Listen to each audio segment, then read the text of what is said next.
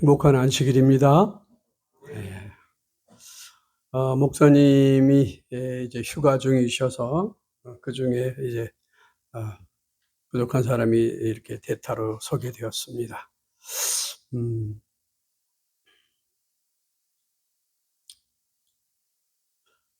음. 여러분 안식일이 행복하신가요? 아멘. 우리에게 안식일이 없다면 우리의 삶이 어떻게 달라질까요? 네.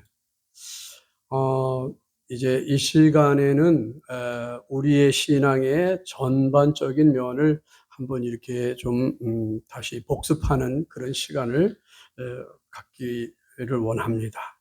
그래서 우리는 이렇게 아시는 대로 이렇게 우주 가운데 이렇게 광대무변한 이 우주 가운데에 자그마한 저 태평양 바다의 바닷가의 모래알 가운데 하늘과 같은 이 지구라고 그랬습니다. 그렇게 작은 지구 안에 이렇게 살고 있는 우리들입니다.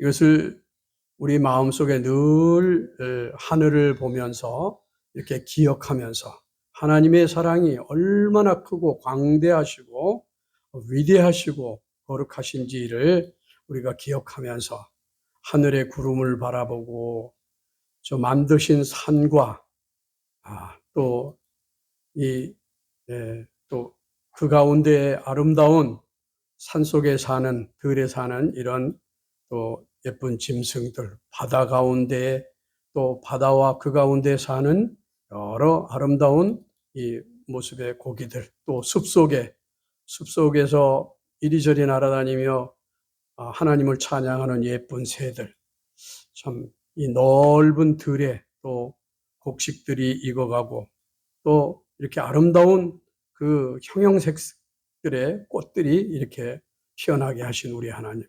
정말 꽃을 그냥 한 10쪽만 이렇게 만드셔도 될 텐데 왜 이렇게 수도 없는 그런 그 꽃들을 만드셨는지 참 이해하기가 참 어렵죠. 이 아름다운 꽃들. 이 지구를 이렇게 보살피시는 우리 예수님. 그 가운데 우리나라가 지금 보입니까? 지도상에? 예, 이북은 밤에 촬영을 해서 전기가 많이 들어오지 않아서 이렇게 검다고 합니다. 이렇게 이런 대한민국 지금 여기가 어딜까요? 보은입니다. 이 지금 보은의 이 고성 아파트도 보이고 이렇게 다 보이죠 지금? 네, 네. 이렇게 보은에서 살고 있습니다. 그런데 이 지구는 어때요? 지구의 형편이 지금 예수님 창조 당시와 지금 별로 차이가 없습니까? 많은 차이가 있죠? 지금 이 밑에 그림의 요 두 가지 그림 보니까 태평양에 만들어진 섬인데 이게 이 섬이랍니다. 그런데 이쪽에 또 본 설명을 보니까 한국 크기에 20배의 쓰레기 섬이 이렇게 생겨났다네요. 이게 어마어마한 이런 그 쓰레기 더미에 사실을 산다고 해도 과언이 아닙니다. 이렇게 지금 지구가 오염이 돼가고 있습니다. 또 이 지구가 오염되다 보니까 공장에서 뭐 여러 가지 이산화탄소가 발생을 하고 또 이렇게 하다 보니까 자연이 이렇게 변화해가는 그런 속도보다 사람으로 인해서 이런 현대 산업 재해로 인해서 자연보다 100배나 빠르게 기후가 변화하고 있답니다. 그렇게 해서 지금 북극에는 어떻게 해요? 빙하가 어떻게 된다고요? 녹아내리고 있어요. 그래서 어느 나라에는 그 유튜브에도 보니까 그게 나오던데요. 어느 좀 지대가 낮은 섬이 다 가라앉아가지고 지금 지붕까지 다 묻혀가지고 사람들이 다 피난을 간 그런 데도 있더라고요. 그래서 이 섬이 점점 이렇게 물에 가라앉는 그런 일이 생긴다. 왜 그러냐? 빙하가 녹아내려서 그렇다고 합니다. 이 종말시계라고 하는 것이 이렇게 발표가 됐는데 90초 전이랍니다. 옛날에 제가 신앙할 때만 해도 뭐 5분 전이니 뭐 그렇게 얘기를 했는데, 아이고 이게 한 50년 만에 이렇게 막 90초 전으로 이렇게 다가왔네요. 이게 과학자들의 이게 분석이에요. 그런데 90초는 약 7년에서 10년 세월밖에 안 된답니다. 그러면 지구 멸망이 과학자들이 보기에 그만큼 가까웠다는 거예요. 그러면서 이 식량 위기라든가, 이 식량 위기는 아주 뭐 이제 무기화될 그런 그 조짐을 보이기 있다고 이렇게 얘기를 합니다. 여러 가지 전쟁의 문제, 또 이념의 문제, 그리고 지금 뭐 음모론이니 뭐니 뭐 이렇게 말들도 있지만은 암암리에 세계 단일 정부를 세우려고 하는 그런 세력들이 있는 것 같아요.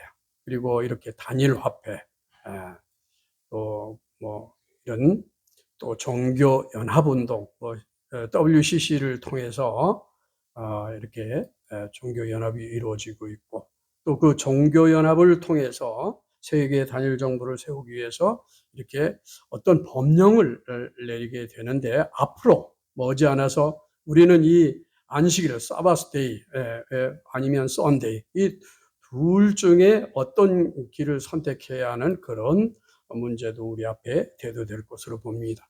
그리고 이 뭐 어떤 이 뭐 가설이겠죠. 이렇게 될지 안 될지는 우리가 모릅니다만은 2025년에 진짜가 온다. 뭐 스파트 팬데믹이라고 하는 뭐 이런 그 이야기도 나옵니다. 그래서 이 환경 문제, 기후 문제, 여러 가지 세상에 돌아가는 것들을 볼 때에 우리가 어떻습니까? 이런 지구가 쓰레기가 이렇게 쓰레기로 오염이 됐는데, 우리는 또 어떨까요? 제가 이런 것도 좀 표현을 해봤어요. 이게 보니까 요 안에 있는 게 이게 쓰레기입니다. 쓰레기. 우리 마음도 죄의 쓰레기로 이렇게 오염돼서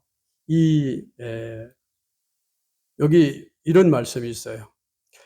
죄의 문둥병, 그 뿌리를 깊이 받고 치명적이며 인간의 능력으로 깨끗함을 받을 수 없는 죄의 문둥병도 그와 같다. 온 머리는 병들었고 온 마음은 피곤하였으며 발바닥에서 머리까지 성한 곳이 없이 상한 것과 터진 것과 새로 맞은 흔적뿐이다. 그러나 인성을 쓰시고 오신 예수님은 더럽힘을 받지 않으신다. 그분의 임재는 죄인에게 치료의 힘이 되셨다. 누구든지 그분의 발 아래 엎드려 주여 원하시면 저를 깨끗하게 하실 수 있나이다라고 믿음으로 말하면 내가 원하노니 깨끗함을 받아라는 대답을 들을 것이다. 우리 인류는 모두 이 지구가 오염된 것처럼 죄의 쓰레기로 이렇게 우리의 마음이 오염이 되어 있습니다. 그러나 어떻게 한다고요? 우리 주님 앞에 나아가서 원하시면 저를 깨끗하게 하실 수 있습니다.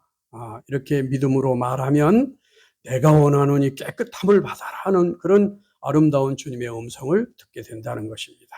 그래서 이 죄의 민두병, 우리의 마음에 이런 그 쓰레기, 죄의 쓰레기들을 때문에 병에 걸려 있는, 죽을 수밖에 없는 운명에 있는 우리들이 어떻게 누구를 통해서? 예수님을 통해서 우리는 십자가의 보혈의 공로를 의지하여 다시 우리 마음의 쓰레기들이 치워지고 우리 마음이 천국을 이루는 그런 가운데에 우리가 구원을 얻게 된다 하는 말씀입니다. 지구 한복판에 십자가에 우뚝 서신 예수님을 우리는 바라봐야 됩니다. 교회 정원에도 이런 말씀이 있습니다.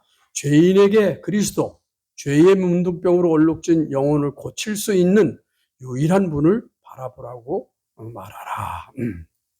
네. 기도하시는 예수님. 그래서 오늘은 조금 비중을 기도하시는 예수님 쪽으로 이렇게 좀 초점을 맞춰봤습니다. 예수님께서 여러 기도를 병자들을 위해서 기도하시고 자신을 위해서도 기도하시고, 그리고 참 수많은 기도를 하셨는데 그 기도의 내용 중에 좀 어떤 핵심적인 기도의 내용이 있을까? 이렇게 좀 살펴봤습니다. 근데 제가 늘 묵상하기를 좋아하는 말씀입니다. 요한복음 17장 20절, 21절 말씀입니다. 이 말씀을 우리 다 같이 한번 읽기를 원합니다. 시작. 내가 비옵는 것은 이 사람들만 위함이 아니요 또 저희 말을 인하여 나를 믿는 사람들도 위함이니 아버지께서 내 안에 내가 아버지 안에 있는 것 같이 저희도 다 하나가 되어 우리 안에 있게 하사 세상으로 아버지께서 나를 보내신 것을 믿게 하옵소서. 이렇게 기도를 하셨어요. 또 내게 주신 영광을 내가 저희에게 주었사오니 이는 우리가 하나 된 것 같이 저희도 하나가 되려 함이니이다. 곧 내가 저희 안에 아버지께서 내 안에 계셔 저희로 온전함을 이루어 하나가 되려 하려 함은 아버지께서 나를 보내신 것과 또 나를 사랑하심 같이 저희도 사랑하신 것을 세상으로 알게 하려 함이로소이다. 이렇게 말씀하셨어요. 그래서 이 예수님의 그 마지막 기도의 내용을 보니까 예수님께서 아버지와 하나 된 것 같이 저희들도, 저 제자들도 우리와 하나가 되기를 원합니다. 근데 이 말씀이 참 우리가 다 아는 말씀이지만 우리가 좀 깊이 묵상해야 할 말씀이라고 생각을 합니다. 근데 태초에 말씀이 계시니라 말씀이 하나님과 함께 계셨으니 이 말씀은 곧 하나님이시라. 그가 태초에 하나님과 함께 계셨고 만물이 그로 말미암아 지은 바 되었으니 지은 것이 하나도 그가 없이는 된 것이 없느니라. 그 안에 생명이 있었으니 이 생명은 사람들의 빛이라. 빛이 어두움에 빛이 돼 어두움이 깨닫지 못하더라. 그런데 말씀이 육신이 되어 우리 가운데 거하심에 우리가 그 영광을 보니 하나님의 독생자의 영광이요 은혜와 진리가 충만하더라. 자기 땅에 오매 자기 백성이 영접지 아니하였으나 영접하는 자 곧 그 이름을 믿는 자들에게는 하나님의 자녀가 되는 권세를 주셨으니. 그래서 영접하는 자는 우리 예수님과 하나가 될까요? 네. 영접하는 자가 하나님과 또 예수님과 이렇게 하나가 되는 것입니다. 그래서 우리는 모두 다 예수님을 영접했나요? 네, 영접을 했습니다. 예수님은 뭐라고 말씀하셨나요? 예수께서 가라사대 나는 부활이요 생명이니 나를 믿는 자는 죽어도 살겠고 그렇게 말씀하셨어요. 그래서 이 예수님은 말씀으로 이 세상에 말씀이 생명이 돼서 육신이 돼서 오셨었고 그 예수님은 또 생명의 시여자로서 이렇게 내가 나를 믿는 자는 죽어도 살겠고 이렇게 선언하셨어요. 예수님께서는 창조주이시기 때문에 죽은 지 나흘이나 되어서 벌써 냄새가 나는 그런 나사로도 살리셨습니까? 네. 생명의 시여자이시기 때문에. 그래서 오늘날 우리 주변에 연세 드신 분들이 또 혹은 질병으로 또 이렇게 잠드시는 분이 많은데, 그분들이 참으로 소망 가운데 잠이 드시니 다행이지, 정말 소망 없이 잠이 들다면은 둘째 부활에 나타날 것입니다. 참으로 우리는 얼마나 행복한 사람들인지 알 수가 없어요. 네. 만일 죽은 자가 다시 사는 것이 없으면 그리스도도 다시 사신 것이 없을 터이요. 그리스도께서 다시 사신 것이 없으면 너희 믿음도 헛되고 너희가 여전히 죄 가운데 있을 것이요. 네. 또한 그리스도 안에서 잠자는 자도 망하였으리니 만일 그리스도 안에서 우리의 바라는 것이 다만 이생뿐이면 모든 사람 가운데 우리가 더욱 불쌍한 자니라. 그러나 이제 그리스도께서 죽은 자 가운데서 다시 살아 잠자는 자들의 첫 열매가 되셨도다. 그랬어요. 참으로 부활의 소망이 있으니 얼마나 감사합니까? 지금 세상에는 여러 가지 문제가 지금 대두되고 있습니다. 지구 환경 문제, 이념 문제, 전쟁 문제, 식량 문제, 여러 가지 보건 복지 문제, 종교 통합, 다원주의, 또 세계 단일 정부, 단일 화폐, 일요일 법령, 또 이렇게 또 신세계 질서, 제2의 팬데믹, 이런 것들이 우리 앞에 이렇게 놓여 있습니다. 근데 이제 일요일 법령은 뭐예요? 그 일요일 휴업령인데 그것은 복지법으로 이렇게 둔갑을 시켜서 모든 인류가 다 이날에 환경 복지를 위해서도 그렇고 우리 가정 생활을 위해서도 쉬는 게 합당하다, 이런 결론을 내리고 아주 합법적으로 의논을 해서 전 세계의 모든 종교인들이 또 정치인들이 합의한 가운데 일요일 법령이 앞으로 내리게 될 것이죠. 그런데 일요일과 안식일의 그 차이가 뭘까요? 차이가, 안식일은 뭐예요? 창조예요. 창조는 생명과 연결이 돼 있어요, 안 돼 있어요? 네, 생명이 돼 있어요. 그런데 일요일 날은 뭐야? 일요일은 사람이 만든 날이죠. 이 날에는 생명이 없어요. 그래서 우리가 앞으로 이것을 잘 깊이 묵상하는 가운데 잘 신앙을 지켜야 될 것입니다. 지금 우리는 구속의 역사 가운데 어디에 서 있을까?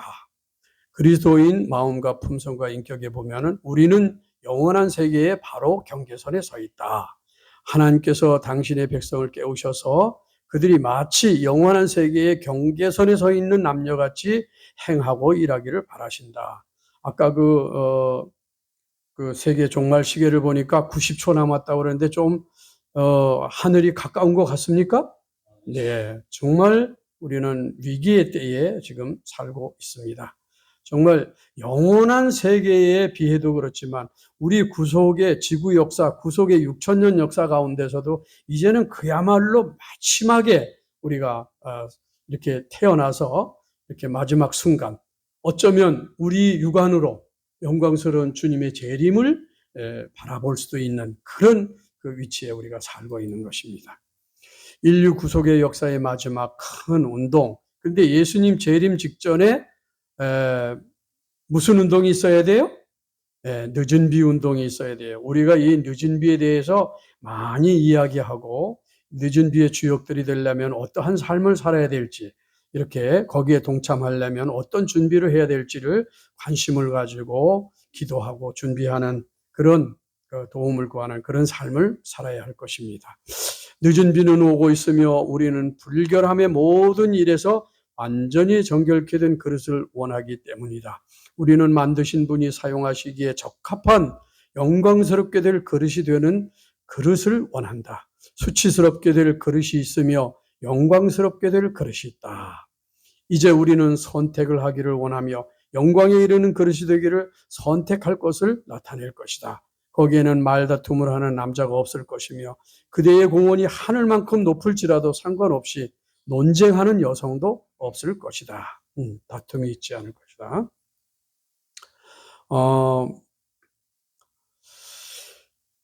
이 땅에 농작물을 익히는 늦은 비는 인자의 오심을 위해 교회를 준비시키는 영적 은혜를 나타낸다.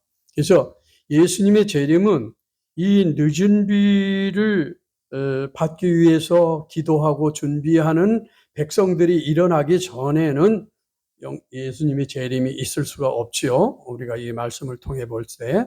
그래서 너무 이른 비는 회심을 일으키고 늦은 비는 그리스도와 같은 품성을 개발시킨다. 그래서 이른 비와 늦은 비가 이 늦은 비 때에 동시에 역사하는 것을 우리가 또 알 수가 있습니다. 이 이른 비로 예수님을 온전히 영접하는 역사가 없이 늦은 비는 있을 수가 없다. 그런 그 말씀들이 많이 있는 걸 우리가 압니다. 그래서 늦은 비는 어떤 사람 내리는가? 늦은 비는 내릴 것이며 하나님의 축복은 모든 더러움에서 정결함을 얻은 영혼에게 가득 채워질 것이다. 이렇게 말씀하셨어요. 이 늦은 비로, 이른 비로 외쳐지는 기별이 있었는데 그 기별은 우리가 아시는 대로 메시아를, 우리 구주로 오신 메시아를 영접하라. 음. 우리의 죄의 제물이 되어서 십자가에 달려 들어가시고 부활하신, 승천하신 우리 예수님을, 메시아를 영접하라는 것이 이른 비의 그 기별이었으면, 늦은 비로 외쳐지는 기별은 또 뭘까요? 여기에 보니까 진리의 성령이 오실 때 그가 나를 증거할 것이요.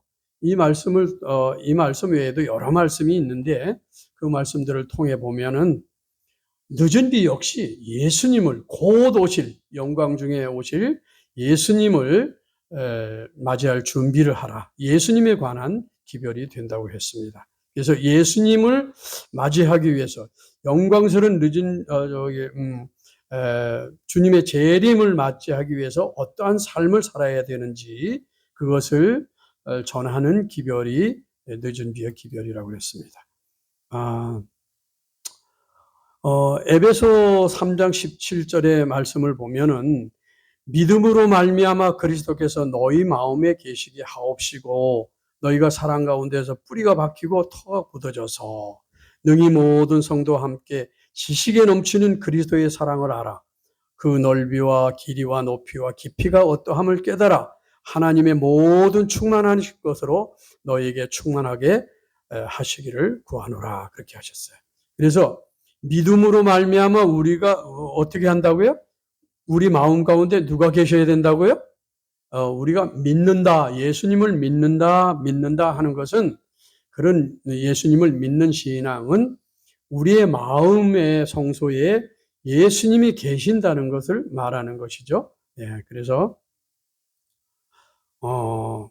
에녹이라고 하는 우리 믿음의 조상은 어떤 사람이었어요?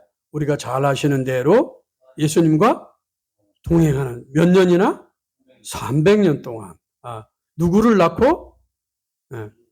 네, 65세에 무두셀라를 낳고 그렇게 동행을 한 삶을 살아요. 어떻게 동행을 했는지에 대해서 우리가 증언해 보면은 잘 나와 있습니다. 그 믿음의 조상 에녹은 어떻게 주님과 동행을 했죠? 환상 중에 했습니까? 이상 중에? 환상 중에나 이상 중에 주님과 동행했나요? 어떻게 했다고요? 예. 여기에 보면은 에녹은 환상이나 혹은 계시 가운데서 하나님과 동행한 것이 아니고 일상생의 모든 일을 행하는 가운데 동행했던 것이다, 그랬어요. 옛날 에녹은 하나님과 동행하였다. 이처럼 그리스도의 모든 일꾼들도 하나님과 동행할 수 있다. 그대는 시편 기자처럼 내가 여호와를 항상 내 앞에 모심이여 그가 내 우편에 계심으로 내가 요동치 아니하리로다라고 말할 것이다. 그래서 우리가 주님과 동행하는 생애를 살아야 된다, 이렇게 얘기를 하면 어떻게 하냐, 주님과 동행하는 생애가 어떤 생애냐, 이렇게 묻는 분들도 있어요.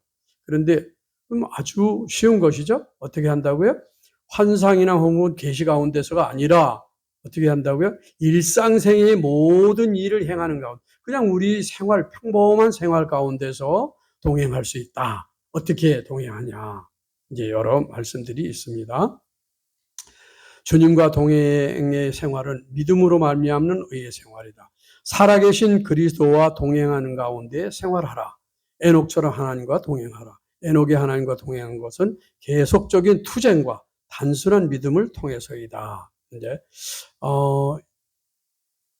에녹은 하나님과 함께 동행했기 때문에 하늘로 올라갔다. 우리가 종말의 때로 다가갈수록 에녹이 한 것처럼 하나님과 함께 동행해야 한다. 우리의 집을 확실한 토대 위에 짓고 우리의 영혼을 영원한 반석이신 분, 시대의 반석이신 분께 고정시키자. 만일 우리가 그것을 행한다면 우리가 동반자 되시는 분을 모시고 있다는 것을 습관적으로 기억하게 될 것이다. 우리가 어디에 있든지 하나님의 말씀을 나누게 될 것이다. 이것이 에녹이 하나님과 동행한 방법이다. 그는 그분과 이야기했다. 그는 신령한 임재를 깨달았다. 우리는 가정에서 그리고 매일의 업무를 시작할 때에 하나님께로 우리의 마음을 향해야 한다. 이것이 에녹이 하나님과 동행한 방법이다. 말없이 드리는 기도는 하나님께 꽃의 향기와 같다. 사단은 기도로서 마음을 하나님께 연합시키는 사람들을 정복할 수 없다. 어느 때 어느 장소에나 하나님께 조용히 기도드리는 것은 합당한 일이다. 기도로서 우리의 마음을 향상시키는 일을 막을 수 있는 것은 아무것도 없다. 우리는 번화한 거리를 걸어갈 때 그리고 업무를 이행하고 있을 때도 기도할 수 있다. 그래서 여기 보면은 에녹은 어떻게 한다고요? 일상 업무를 행하는 중에 늘 기도하는 그런 생애를 삶으로 주님과 동행했다. 우리는 기도로 주님과 대화한다고 그랬어요. 그래서 우리가 보는 말씀을 통해서 또 기도를 통해서 성령이 역사하게 되고 또 그것이 하늘과 연결된 하늘을 호흡하는 그런 결과가 된다고 그랬습니다. 홍수로 세상이 멸망당하기 직전에 에녹이 승천한 것은 불로 인해 세상이 멸망당하기 전에 땅에서 의인들을 하늘로 데려가실 것을 예표한다. 그래서 홍수 전에 에녹이 승천했는데 이 마지막 때에 이 세상이 멸망당하기 직전에 이 땅에 의인들로 살아남아 있는 사람들이 어떻게 된다고요? 예수님처럼 동행하는 생애를 사는 것을 예표한다. 그래서 지금은 우리가 정말 말씀과 기도로 묵상으로 주님과 동행하는 그런 일상생활 가운데 그런 생애를 살아야 할 때라고 그렇게 우리가 봅니다. 여기에 포도나무 비유 보면은 아까도 우리 권 집사님께서 포도 농사를 지으시면서 아주 많은 깨달음을 이렇게 가지신 것을 또 이렇게 말씀하시고 어떠한 그 생활을 하고 계신지. 그래서 이런 것은 정말 왜 우리 선지자께서 왜 시골 생활을 하라고 하는지 도시 가운데서 직장 생활하면서 우리 권 집사님이 느끼신 그런 거 느낄 수 있어요? 없어요? 없어요. 이번에도 저 에덴 요양병원 수동에 있는 에덴 요양병원에 갔다가 서울 갔다가 이렇게 내려오면서 또 쭉 이렇게 길가에 고속도로 가에 있는 도해지의 그 건물들을 바라보면서 지금 나보고 저 아파트 좋은 거 한 30평짜리 하나 공짜로 줄 테니까 거기 와서 살아라. 조건은 아무것도 없고 그냥 와서 살려면 거기서 공짜로 살아라. 그러면은 거기 가서 제가 살 수 있을까요? 없을 것 같아요. 거기가 무슨 재미로 살겠어요? 참, 우리 아버지는 농부시라고 그랬죠? 내가 참 포도나무요. 내 아버지는 농부라. 예수님께서 말씀하셨어요. 무릇 내게 있어 과실을 맺지 아니하는 자는 아버지께서 이를 제하여 버리시고 무릇 과실을 맺는 가지는 더 과실을 맺게 하려 하여 이를 깨끗게 하시느니라. 그래서 근데 이 포도가 이렇게 열매를 맺으려면 어떻게 돼야 돼요? 포도가 열매를 내려면 우리 예수님은 포도나무시고 우리는 뭐라 그랬어요? 우리도 포도나무예요? 아니에요. 우리는 포도나무가 아니고 가지예요. 그래서 이 가지가 포도나무에 접붙임이 완전히 돼 있지 않으면 어떻게 된다? 열매를 맺을 수가 없어요. 이게 제가 엊그제 집사람이랑 이 저 밭두개에 심어놓은 포도나무가 하나 있는데 가보니까 이 우리 권정희 집사님이 지은 농사하고는 뭐 1000분의 1, 10,000분의 1도 안 되는 그런 엉터리 이 열매가 맺혔는데 보니까 신기해요. 포도 한 송이에 어떤 그 알은 빨갛고 또 어떤 알은 까맣고 어떤 알은 파랗고 어떤 알은 또 중간쯤 크기고 어떤 알은 아주 파달보다도 적은 알이 있어. 그런 게 또 몇 개 달렸어요. 그래서 그 알을 먹어보니까 그 아주 조그만 것도 입에 넣고 톡 터쳐봤어요. 그런데 맛은 똑같아. 신기하더라고. 그런데 이 작은 알맹이를 보면서 무슨 생각을 했냐면, 이 작은 알맹이도 열매는 열매야. 근데 익었어. 그런데 어떻게 돼서 그게 작은 알맹이가 그 같은 포도송이 안에서 익었는가 생각을 하니까 그가 이렇게 원줄기에서 분리되지 않고 붙어 있기 때문에 열매를 맺은 거라고. 작은 열매라도. 그게 만약에 떨어져 있으면 그런 열매라도 맺을 수 있겠어요? 안 되잖아요. 불가능하잖아요. 그래서 이 포도나무의 비유가 정말 우리에게 큰 그 진리와 깨달음을 가르쳐 주신다. 그런 생각을 했어요. 내 안에 거하라 나도 너희 안에 거하리라. 가지가 포도나무에 붙어 있지 아니하면 졸로 과실을 맺을 수 없음 같이 너희도 내 안에 있지 않으면 그러하리라. 그랬어요. 나는 포도나무요 너희는 가지니. 그래서 아까 요한복음 17장에 있는 말씀도 아버지께서 내 안에 계신 것 같이 저희도 우리와 하나 되기를 원한다. 이 또 포도나무 비에서도 내 안에 거하라. 아까 에베소 3장 17절의 말씀도 그리스도 안에 거할 때 우리가 그런 열매를 맺게 된다고 하는 말씀. 그래서 핵심 기별은 뭐냐? 이 지금도 문 밖에 서서 기다린다? 근데 이 말씀을 준비하면서 어떤 그 유튜브에 보니까, 이 말씀을 보고 어떤 목사가 그래요. 아니, 내가 문 밖에 서서 두드리노니, 그래서, 자기도 예수님이 문 밖에 계신 줄 알았대요. 근데 사실은 우리 안에 이미 와 계신데 우리가 자꾸 문 밖에 계신 줄 안다. 이렇게 이제 설교를 하는 거를 제가 조금 듣다 말았는데, 근데 그 말도 일리가 있을까요?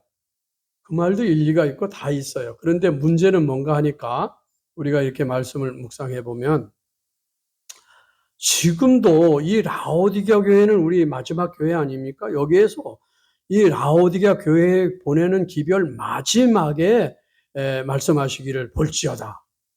내가 문 밖에 서서 두드린다. 이렇게 말씀하고 계신 거예요. 그러니까 이건 무엇을 말하냐 하면은 우리가 초신자 때 정말 침례를 받고 예수님을 영접했지만 어떻게 해요? 지금까지 살아오면서 어떻게 했어요? 열매를 맺어가고 있기는 하지만 어떻게 우리는 이 영적인 것은 이 식물의 관계와 조금 다르기 때문에 우리가 아직도 이렇게 살아남아 있는 것 같아요. 식물과 같다면 벌써 시들어서 그냥 다 쓰레기가 됐겠죠. 그런데 이 영적인 관계는 어떻게 붙었다 떨어졌다. 하루에도 12번 붙었다 떨어졌다. 어떤 때는 말씀을 보고 성령의 은혜로 기쁨이 충만하고 용기가 나고 그냥 참 행복해요. 그런데 어떨 때는 이 죄된 본성으로 돌아와서 어떤 것을 일을 하고 판단을 할 때 화도 나고 막 짜증도 나고 이렇게 될 때는 어떻게 됩니까? 그 순간은 예수님이 안 계실 때예요. 틀림없이. 예수님이 온전히 우리의 마음의 성소에 좌정해 계셨더라면 화가 날 일이 없고 짜증이 날 일이 없고 근심 걱정이 생길 일이 없는 거예요. 근데 우리가 순간순간 이것이 아주 이렇게 계속적인 이 접붙임이 안 됐기 때문에 그래서 이 마지막 우리가 말씀을 연구해 보면은 마지막 하나님께서 지성소에서 다 이루었다 선언하실 때에는 어떻게 된다고요? 모든 사람의 운명이 결정됐을 때인데 그때는 이미 마음의 성소에 예수님이 온전히 영접된 사람의 숫자가 찼을 때에 인치는 사업을 끝내시잖아요. 그렇기 때문에 그러면 그 인침받은 사람들은 야곱의 환란을 통과하게 되는데 7재앙을 지나서 야곱의 환란을 통과하게 되는 동안 그 인침받은 사람들이 어떻게 온전히 주님을 영접해서 완전히 하나가 됐어요. 그런 사람들이 인침을 받게 되는데 그 사람들이 야고보의 환란을 통과할 때 그때 예수님이 중보하고 계신다고요? 지금처럼? 안 계신다고 그랬죠? 그때에 죄 지으면은 구원을 받을 수 있을까요? 없을까요? 그런데 인침을 받은 사람들이, 예수님과 온전히 하나 된 사람들이 죄를 지을 수가 있을까요? 없을까요? 없어요. 없어요.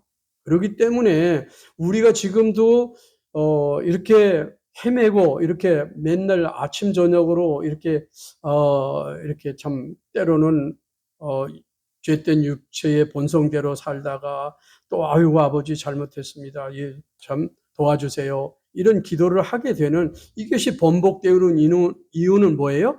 아직도 완전히 주님과 하나가 되지 않았기 때문이다. 이거예요. 그리스도인이라고 하는 것은 뭐라고 그랬어요? 그리스도와 사람. 이게 그리스도 플러스 사람. 말하자면 플러그인 된 것을 그리스도인이라고 한다고 그러잖아요. 전기가 저기 들어와 있어요. 전구 담아가 있어요. 근데 저거 플러그가 이렇게 뽑아져 있으면 불이 들어와요? 안 들어와요? 그런데 저거를 딱 꼽으니까 어떻게 돼요? 불이 들어오죠? 이 불이 들어와 있는 상태가 온전한 상태란 말이죠. 그처럼 우리의 신앙생활도 똑같다는 그런 말씀이 되는 거죠. 그래서 이 예수님을 영접하되 어떻게 영접해야 되느냐? 온전히 영접하는 것. 그래서 이렇게 주님과 동행하는 삶. 이렇게 완전히 영접해서 주님과 동행하는 사람이야말로 어떻게 해요? 그 사람은 품성을 하나님께서 바라고 원하시는 품성을 이룬 사람이에요? 안 이룬 사람이에요? 주님과 하나 된 사람. 인침받은 사람은 품성이 완전한 사람일까요? 어떤 사람일까요? 우리가 품성을 얘기하면은 가끔 가다가 뭐 화내고 짜증내는 걸로 그 사람의 품성을 이렇게 이야기한다고 그러는데 그것은 품성의 잣대가 아니라고 그랬어요. 거기 증언에 그런 말씀이 있더라고. 그럼 뭘 가지고 우리가 그 품성을 얘기할 수 있느냐? 만약에 포도나무가 있는데 이 포도나무에 새로운 가지를 접붙였어요. 그러면 지금 이게 접붙임이 잘 안 된 것이 아니고 아주 잘 됐어요. 그래서 이건 떨어질 일이 없고 이 가지는 새싹이 나오고 꽃이 피고 열매를 맺게 될 거예요. 그럼 이 접붙임 그 자체가 어떻게 돼요? 이것이 품성의 완성이라는 거야. 그러니까 예수님을 완전히 영접해 모시면 그것이 품성의 완전이라는 거예요. 그런데 문제는 우리가 자꾸 이게 떨어졌다 붙었다 하다 보니까 이게 자꾸 이게 번복된 생활을 하게 되는 것이라는 거죠. 그러나 우리는 이 늦은 비로 말미암아 어떻게 돼요? 완전한 접붙임이 될 것이다. 그래서 모든 세상의 것들을 다 포기하고 정말로 우리는 정말 주님과 하나 되는 그런 역사가 일어나게 될 것이다 하는 그런 말씀이 되는 것이죠. 그래서 여기에 이런 귀한 말씀이 있더라고요. 실물교훈에는 그리스도께서는 완전한 품성을 얻는 일이 쉽다는 보증을 주지 않으셨다. 이 품성, 완전한 품성이 쉬운 게 아니에요. 그런데 고상하고 모든 면으로 원만한 품성은 선천적으로 타고나는 것이 아니다. 그것은 우연히 얻어지는 것이 아니다.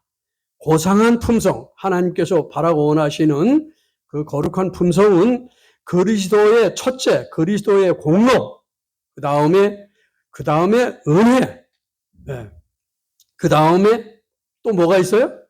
그리스도의 공로와 은혜가 있지만은 거기에 뭐가 빠지면 안 돼요? 개인이 노력하는 것이 없으면 안 돼요. 근데 개인이 노력한다고 그러니까 이건 뭐 또 무슨 율법주의야? 뭐 완전주의야? 이렇게 생각을 할 수가 있는데 그것이 아니고 우리가 노력할 수 있는 것은 정로의 계단에 보면 그런 말씀이 있어요. 우리가 할 수 있는 일은 뭐냐? 한 가지밖에 없어. 뭐를 말? 우리 마음 문을 열고 우리 마음을 바치는 거, 우리의 의지를 바치는 것만은 우리가 할 수 있는 하나님께 부여해 주신 특권이에요. 이것은 우리가 해야 돼. 하나님께서 우리의 마음을 강제로 열고 어떻게 양심을 강요해가지고 막 그냥 비집고 들어와서 계시는 게 아니단 말이에요. 절대적으로 이 구원은 우리의 마음의 의지를 어디에 두느냐 거기에 따라서 결정된다고 하는 사실. 그래서 그리스도의 공로, 보혈의 공로와 또 성령의 충만한 은혜를 통해서 말씀의 은혜를 통해서 이 품성이 되게 되는데 거기에 플러스 뭐가 있었냐 하면 우리가 우리의 마음을 하나님께 드리는 일이 우리에게 맡겨져 있단 말이에요. 이것이 우리가 할 일이야. 그 외에 할 일은 우리가 노력할 일은 없는 거예요. 예수님이 우리 마음에 온전히 영접돼서 역사하시면 모든 것은 그냥 일서천리로 다 자동으로 이루어진다고 하는 사실입니다. 우리가 알 수 있습니다. 그래서 어느 누구도 나는 품성의 결점을 고칠 수 없다는 말을 하지 않게 하라. 만일 그대가 그렇게 생각한다면 그대는 분명히 영생을 얻지 못할 것이다. 그래서 할 수 없다는 것은 그대의 의지에 달린 것이다. 이렇게 우리가 할 수 있습니까? 네, 할 수 있습니다. 우리의 마음을 드릴 수 있잖아요. 예수님의 기도의 핵심 아까 우리가 다 이렇게 봤습니다. 그 다음에 포도나무의 비유도 들었고요. 그 다음에 이제 예수님을 이제 영접한 후 동행의 삶을 살아야 되는데 어떻게 동행을 해야 되느냐? 우리가 예수님 영접한 후 참 첫 번째 해야 할 과제가 있더라고요. 아주 중요한 과제예요. 근데 이것을 많은 분들이 미처 깨닫지 못한 가운데 있는 분들도 있는 것으로 알고 있습니다. 이렇게 보면은 인간 기계를 다스리는 모든 법칙은 그 기원과 성질과 또한 중요성에 있어서 하나님의 말씀과 똑같이 참으로 거룩하게 여겨져야 한다. 인간 기계, 우리의 몸, 건강 법칙을 얘기하는 것이죠. 그래서 하나님의 모든 창조물 중에 사람은 가장 뛰어나고 거룩하고 위대한 핵심적인 그렇게 일이 되는 거죠. 그래서 그 다음에는 시간이 다 돼서 우리는 에녹이 뭐 했다고요? 일상생활을 하는 동안에 주님과 동행하는데 어떻게 동행했느냐? 하늘과 연결된 삶, 주님과 동행하는 삶, 그 가운데 하나가 어떤 거라고요? 기도하는 거. 걸음마다 그리스도의 임재가 필요함을 느낄 때, 그래서 천국을 향해 걸어가는 걸음마다, 매 걸음마다 예수 그리스도께로 나아가야 된다. 어떻게? 기도로 나가야 된다. 기도는 영혼의 호흡이다. 우리가 잘 알고 있죠? 기도는 영혼의 생명이고 영혼의 호흡이다. 그랬습니다. 그래서 우리가 주님과 동행하는 생애는 우리가 일상생애 가운데서 말씀과 기도로 동행한다. 그렇게 우리가 무슨 환상 중에 예수님과 동행하는 것이 아니고 말씀 묵상하고, 그래서 우리가 아무리 바쁘고 피곤해도 말씀과 떨어진 생활을 하면 안 돼요. 그건 예수님과 동행하는 생애가 아니야. 예수님과 동행하려면 어떻게? 예수님께서 매일 아침 여러 시간 동안 새벽 미명에 한적한 산에 가셔서 매일 아침 여러 시간의 동안에 걸쳐서 하나님과 교통하심으로 성령의 충만한 침례 가운데 그렇게 생애하셨다고 했어요. 우리도 그와 같은 생애를 살도록 우리가 말씀을 등한히 하고 기도를 게을리 하면은 우리는 안 될 것입니다. 그래서 비록 우리가 성경의 말씀과 약속들에 정통하다 할지라도 하나님의 영의 진리를 깊이 깨닫게 하지 않을 것 같으면 우리의 품성은 변화되지 않을 것이다. 그래서 기록된 말씀과 천연계의 책과 경험의 책. 그래서 우리는 이 말씀이 어떻게 되냐면 이 성경 말씀에도 말씀이고 또 천연계도 말씀이에요. 그 다음에 또 우리 생애 가운데 뭐가 기록이 되어야 돼요? 말씀과 기도로 주님과 동행하는 가운데 이 경험의 책이 돼야 돼요. 우리가 뭐가 돼야 된다고요? 경험의 책이 돼야 돼요. 그래서 우리를 보면은 하나님을 보게 되고 그 역사를 알게 되는 그런, 우리가 다 경험의 책이 돼야 된다고 하는 이런 놀라운 사실입니다. 우리는 혀만 가지고 말씀과 성령의 봉사의 귀중함을 표현할 수는 없다. 그래서 말씀과 행동으로 우리의 생애가 이렇게 돼야 된다. 우리의 남은 시간은 정말 90초밖에 안 된다고 그랬죠. 최고조의 흥분이 편만해 있는 반면 은혜의 시간은 계속 마치려 하고 있다. 그대들에게 주어진 은혜의 시간은 짧다 그랬습니다. 정말 또 이런 말씀이 있어서 이걸 제가 이렇게 또 보게 됐는데요. 교회 정원에 있는 말, 나는 현대 진리를 믿노라고 하는 사람들이 깨어 기다리지 않는 것을 보게 되었다. 이건 누구를 말할까요? 네. 그들은 재물을 누려가며 세상의 보물을 쌓고 있다.